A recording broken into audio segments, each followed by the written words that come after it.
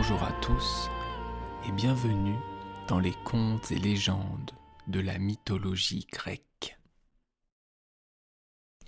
Perséphone et sa double vie. Hadès, qui avait reçu les enfers en partage, était un souverain heureux de son sort, ou presque. Son sombre caractère s'accommodait fort bien du monde ténébreux sur lequel il régnait.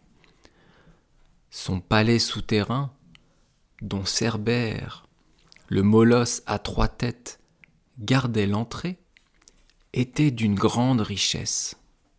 Il aimait à se promener sur les rives du Styx et de l'Achéron, les 2 fleuves sur lesquels, dans la barque du passeur Charon, voguaient les âmes des morts en partance pour l'éternité. Et les obscurs paysages d'outre-tombe, forêts minérales, grottes dentelées de stalactites, gouffres tapissés de mousse livide et de fleurs couleur de nuit, lui semblaient 1000 fois plus beaux que les riants panoramas terrestres. Mais aucun bonheur, si parfait soit-il, n'est complet si on ne le partage pas. À ce seigneur, il manquait une épouse. Il se mit donc en quête d'une déesse tentée par l'aventure, et ne la trouva pas. Toutes celles qu'il sollicita lui tournèrent le dos.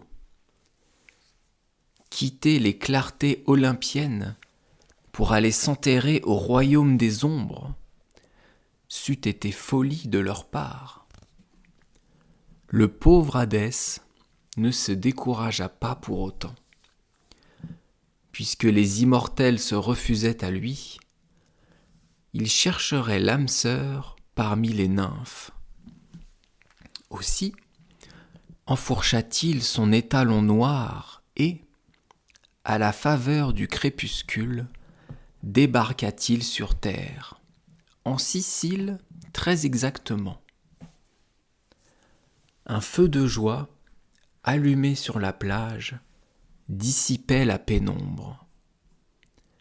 Et dans la lueur mouvante des flammes, un groupe de jeunes filles dansait au clair de lune.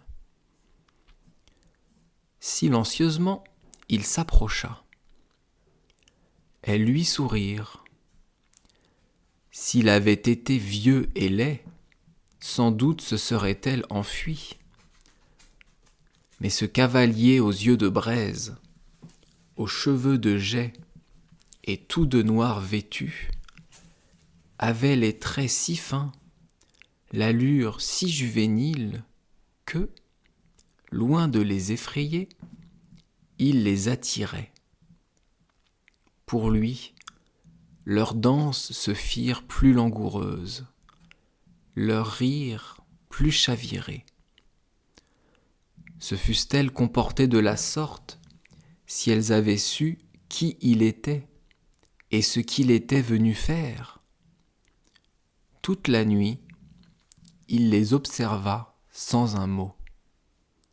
L'une d'entre elles, surtout, attirait son regard. Elle avait une grâce de gazelle. La flamme jetait des reflets de bronze sur sa peau brune et dans sa chevelure bouclée. Ses pieds nus, qui foulaient le sable en cadence, étaient d'une légèreté de plume. Et quand elle parlait, sa voix donnait le frisson au prince des ténèbres. Au petit jour, il l'enleva. Cette subite agression, à laquelle les naïves créatures ne s'attendaient guère, les fit s'enfuir à toutes jambes. Abandonnant leur compagne évanouie aux mains du prédateur, elles coururent prévenir sa mère, car la nymphe choisie par Hadès se nommait Perséphone, et c'était la fille préférée de Déméter, déesse des moissons. Jugez du chagrin de cette dernière en apprenant la chose. Elle pleure, elle se lamente, elle réclame justice à corps et à cri. Zeus, qui ne veut pas d'histoire avec son frère, commence par faire la sourde oreille. Alors, la mer éplorée couvre la terre de larmes. Les cours d'eau débordent, emportant tout sur leur passage. Déluges et inondations se succèdent, détruisant villes et villages.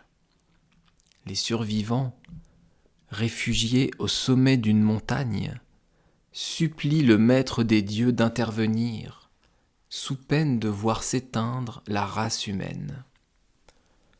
Entre-temps, Perséphone avait repris ses esprits. Réveil douloureux, elle, qui depuis sa naissance se nourrissait d'air pur et de lumière, se retrouvait sous terre dans une pénombre perpétuelle. Et, qui plus est, loin de sa mère chérie. Se jetant aux pieds de son ravisseur, elle le supplia de la libérer, de la rendre à la vie, au bonheur, à la liberté. Or, les larmes la rendaient plus désirable encore que la danse et les rires. Hadès, amoureux fou, la consola de son mieux, ce qui adoucit sa captivité. De caresse en caresse, Perséphone se laissa apprivoiser. Elle finit même par aimer son ravisseur, de sorte que, quand elle monta sur le trône des enfers, elle avait retrouvé le sourire. Déméter, quant à elle, restait inconsolable, et les prières des hommes qui mouraient de faim commençaient sérieusement à incommoder Zeus. Force lui fut donc de convoquer les responsables du désastre pour tenter de les raisonner. S'adressant à Hadès, il ordonna « Rends Perséphone à sa mère, ou bientôt le séjour des morts sera trop petit pour accueillir toutes les victimes de son chagrin. » « Pas question, » répondit le maître des enfers. « Je garderai ma femme quoi qu'il arrive. » À ces mots, les pleurs de Déméter redoublèrent. « Il ne te reste plus qu'à te résigner, » lui conseilla Zeus. « Jamais, » répondit la déesse. « Tant que Perséphone demeurera loin de moi, rien ne poussera sur terre.